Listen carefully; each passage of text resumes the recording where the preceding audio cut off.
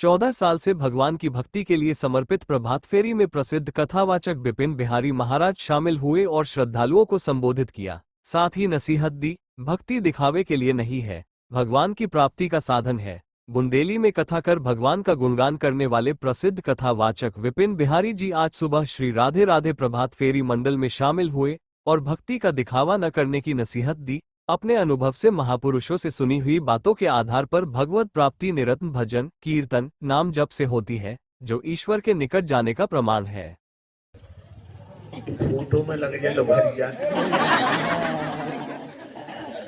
जो भजन अकेले प्रदर्शन बन के रहेगा, सोशल मीडिया पे भंडार दियो कि आज विपिन बिहारी सम्मिलित भाई और आज तुम सम्मिलित भाई, जो दिखावा आए जैया हम करेंगे आचरण और उच्चारण ही करो।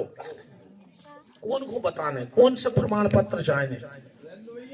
हमें तो बिना बारों से प्रमाण पत्र चाहिए कि हम भजन करें, कि तुम्हें हम दे हैं प्रमाण पत्र कि तुम भजन करें।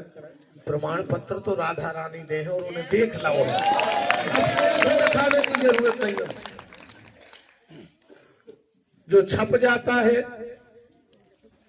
वो उड़ जाता है, पर जो छुप जाता है वो परमात्मा तक पहुंच जाता है। हम सोच रहे थे हम कछु नहीं कहने पारे ओरिजिनल भाषा में, मन तुम उन्होंने करवाई दी सवेरे। ये बिल्कुल प्रातः काल का समय है, भगवान के दरबार में एक शब्द झूठ नहीं। मुझे कई बार लगा कि मैं सम्मिलित हो जाऊं। एक बार तो मैंने ये सोचा कि मैं बीना जाके रात रुकूंगा और फिर प्रभात फेरी में सम्मिलित होऊंगा, पर भगवान ने कथा के माध्यम से आप सबके बीच में बुला लिया और 14 साल बाद आया तो ये लग रहा है कि वनवास खत्म होके आया। शायद वनवास रहा होगा और बिल्कुल ये गारंटी है इस वर्ष प्रभात फेरी का आनंद कुछ और अलग होगा। बिल्कुल ये समझ लो कि वनवास खत्म हो गया आप लोगों का। जितने लोगों ने 14 साल अभी बताया कि घुटनन घुटनन पानी भी भरा रहता है, फिर भी आप लोग प्रभात फेरी में जाते हो। करेला दो और कहा जहां जहां दर्शन करो, एक करेला को दर्शन करा दियो, जहां जहां नहाओ एक करेला को नहवा दियो। संतों ने ऐसा ही करो। लौट के आए एकनाथ जी के प्रसादी तैयार भई और एकनाथ जी ने बोई करेला बना के परोस दो। संतों ने पाया, बोले एकनाथ ये तो बहुत कड़वा है करेला।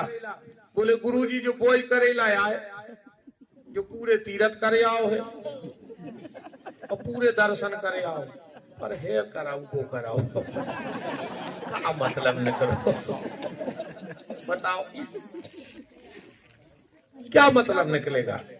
मैंने महाराज जी से पूछा कि महाराज जी अब एक बात और बताओ कि भीतर काम चालू होगा भजन को एको का प्रमाण है? और भक्तमाली जी वो जवाब दो महाराज जी ने कि रोंगटे खड़े हो गए। बोले बेटा जिस दिन तेरा एकांत सुंदर हो जाए समझ लियो कि अब भजन भीतर हो रहा है। अब तो जो सब प्रदर्शनियां हैं, अब हम जा सवेरे से माला एक बेर नहीं सरकाई, पर जाइए को नहीं लाए कि भगवान रीत जाए, या तो हम ये खोला कि तुम्हारे सोचो रही महाराज का भजन नहीं करत या तुम्हें रिझावे आए, जो टीका या वेशभूषा या तुम्हें रिझावे आए, ये पे भगवान ने रीझे। बात तो तब है जब हमारे कमरा में कोई न होए, जब हम भीतर से कुंडी लगा के फिर अगर माला लेके बैठ जाएं तो समझ लियो कि अब भीतर से भजन चालू हो गए। अभी तो जो सब बाहर को आनंद आए, हमें क्यों नकार नहीं रहे, जो भी जरूरी है, पर एकांत सुंदर होना चाहिए। जब हम अकेले हों तब हृदय से निकले हरे कृष्णा। बात बताओ कि भगवान की कृपा इस जीव पे है, इसका क्या प्रमाण है?